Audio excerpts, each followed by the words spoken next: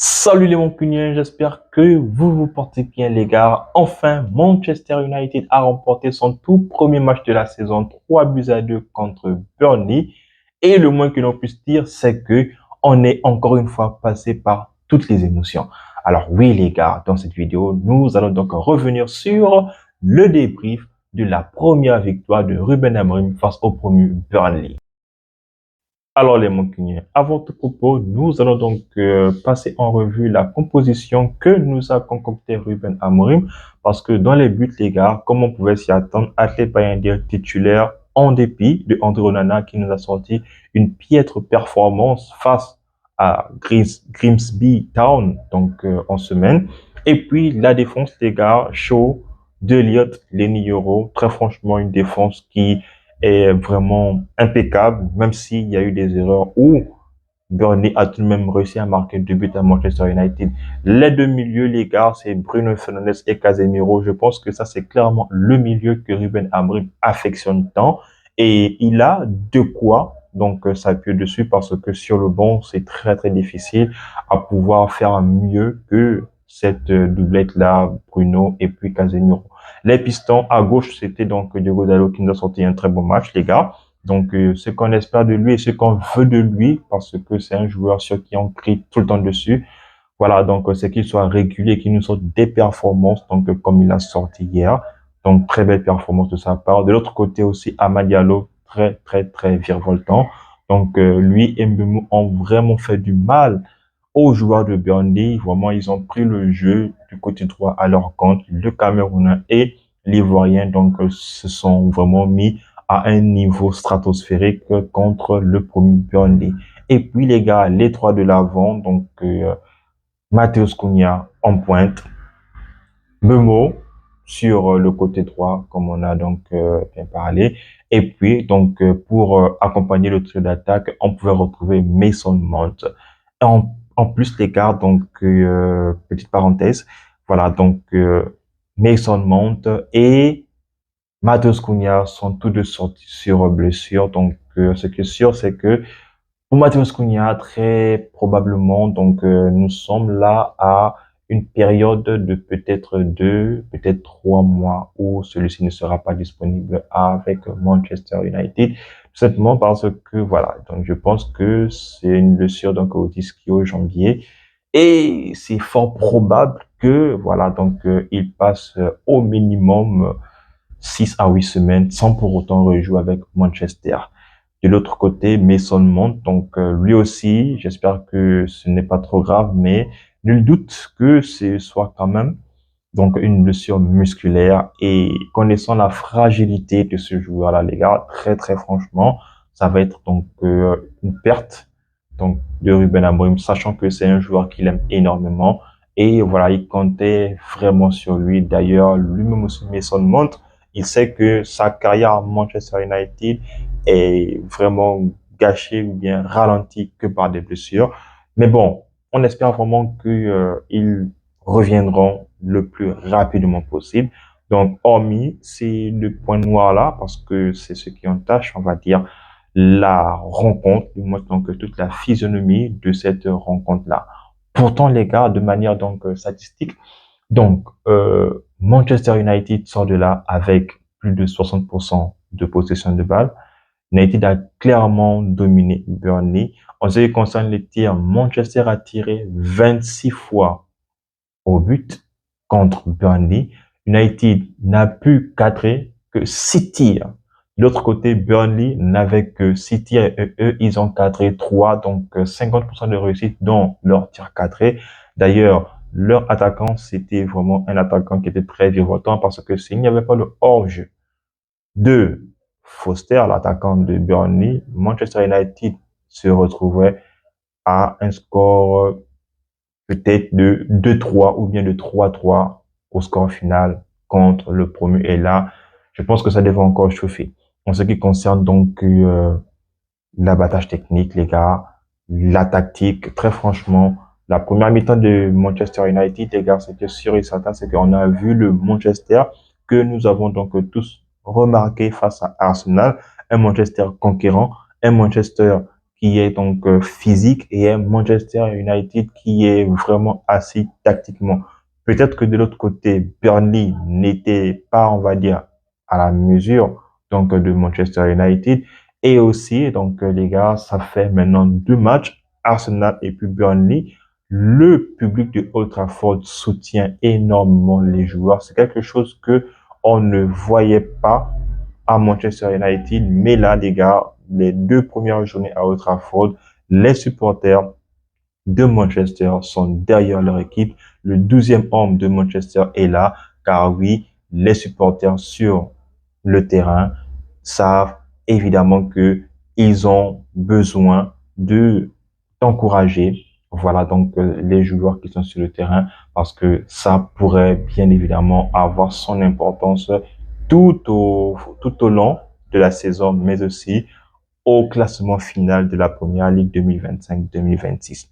Mais les gars, donc malgré tout cela, les gars, ce qu'il faut donc constater, c'est que le premier but de Manchester United donc intervient après donc une moult d'attaques que Manchester n'a malheureusement pas réussi à concrétiser, parce que oui, les belles ouvertures de Bruno Fernandes pour Bryan Mbeumo. Mbeumo, les gars, qui a été vraiment très, très, très fatigant face aux joueurs de Burnley. C'était très difficile, les gars, de pouvoir arrêter Mbeumo.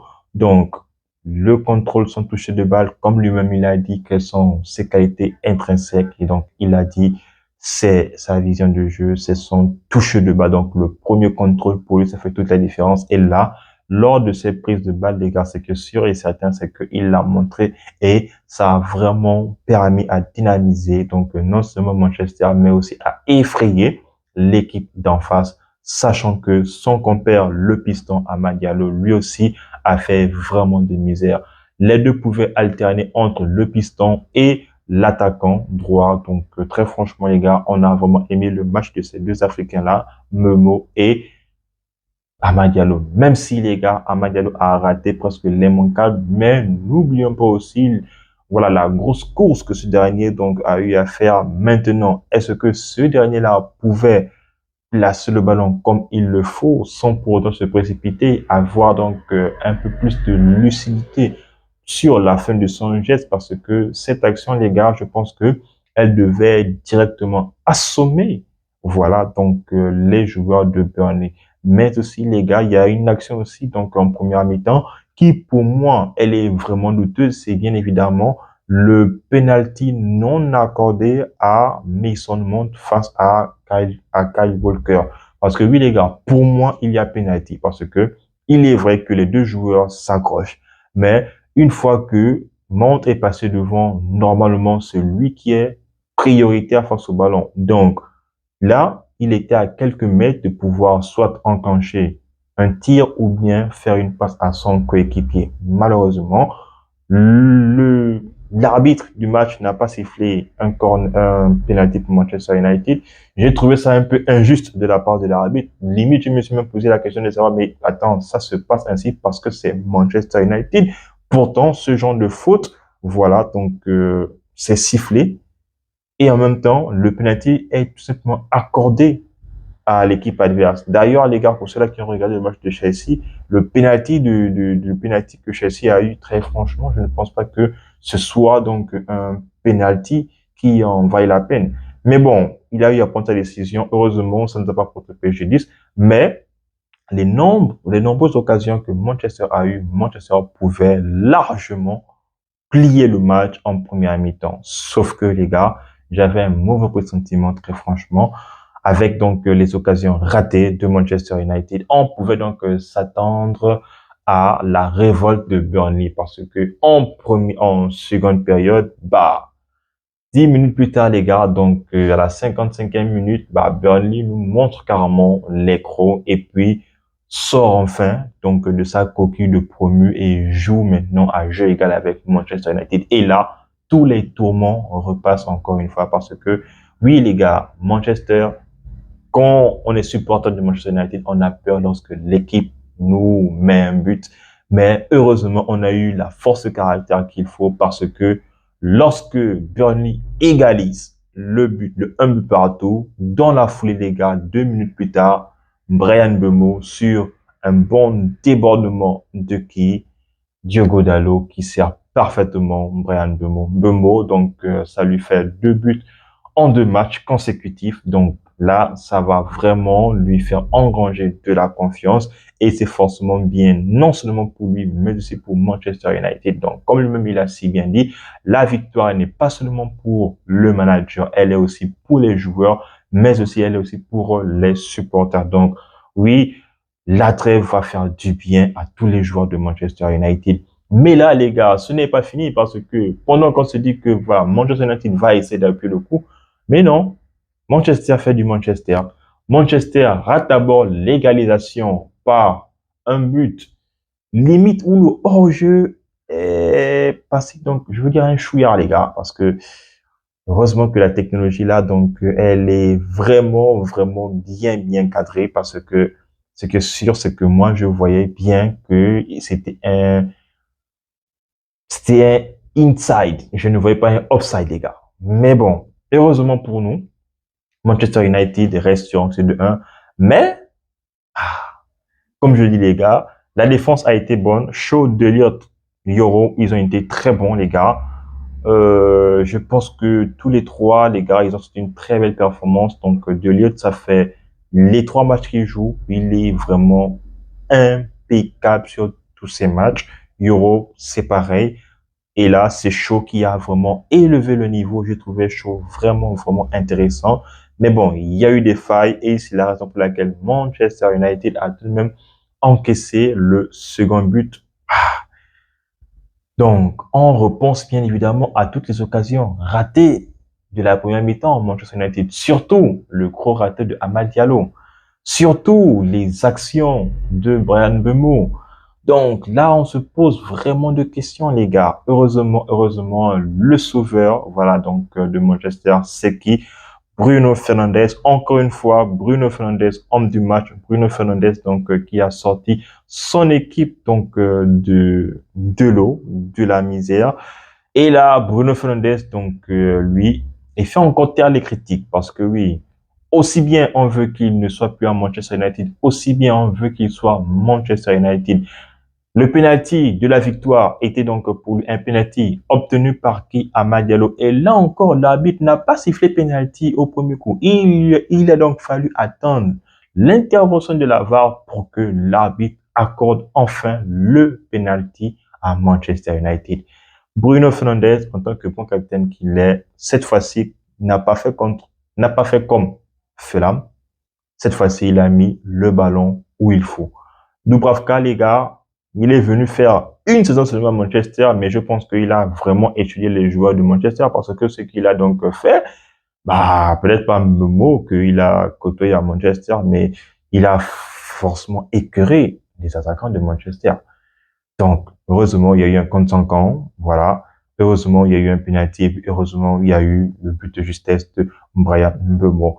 Et pour revenir, les gars, sur les remplaçants, parce qu'il faudrait donc le dire, Mason Mount qui s'est donc blessé, remplacé par Kobbie Mainoo. Mainoo, donc, qui n'a malheureusement pas la même activité donc technique, mais aussi le pressing que Mount a l'habitude de faire, malheureusement, malgré toute sa palette que détient Kobbie Mainoo, ne peut pas faire le travail de pressing que Mason Mount a l'habitude de faire parce que oui, c'est bien beau qu'il court ici et là, mais Kobbie Mainoo n'a pas le même apport qu'un certain Mason Mount. Maintenant, j'espère vraiment qu'il restera et j'espère vraiment qu'il se battra pour gagner sa place parce que c'est un joueur dont compte absolument Ruben Amorim.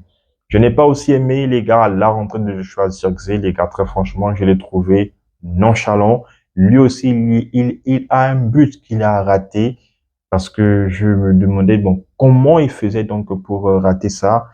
Je n'ai pas aimé son entrée, donc il ralentissait vraiment le jeu. Parfois, il perdait les ballons. Bon, sauf l'action où il y a eu le gros raté de Amad Diallo parce que voilà, c'est lui qui a été au début de l'action et aussi celui qui a donné l'avant-dernière passe avant que Amad fasse donc le raté du match.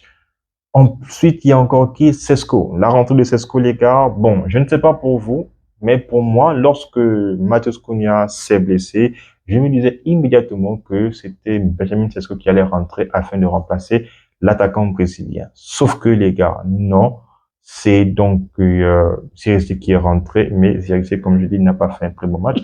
Alors qu'il y a une action, les gars, donc je pense en première mi-temps où donc Amad Diallo cherchait entre Amad Diallo ou bien Bruno Fernandes cherchait donc un 9. Et là, c'est Cunha qui était trop court, mais malheureusement ne pouvait pas avoir le bon timing pour pouvoir tâter le ballon. Sachant que lui, il a une très très belle détente. D'ailleurs, il a montré lorsqu'il est rentré pour terminer les 20 dernières minutes du match. Heureusement, les gars, encore une fois, Manchester United donc gagne cette rencontre. Ça va leur faire énormément du bien. Nous aussi, en tant que fans, ça va nous faire énormément du bien. Maintenant, la trêve arrive, Ruben peut souffler, les joueurs peuvent souffler, les attaquants peuvent souffler. Reste maintenant à savoir si la machine, elle est vraiment lancée. Donc oui, les gars, après avoir donc passé un moment donc d'humiliation auprès donc de toute l'Europe, auprès de tout le monde donc dans le foot, aujourd'hui, on va être content de la première victoire de Manchester United qui n'était tout de même pas une victoire facile contre le promu Burnley. Donc voilà un peu les gars, donc ce que je tenais à partager avec vous suite à la première victoire de Manchester United. Si vous avez aimé la vidéo, donc n'hésitez pas à me le dire dans les commentaires. Mais aussi donc et surtout les gars, on s'abonne, on reste en santé, sinon tous mon cognac.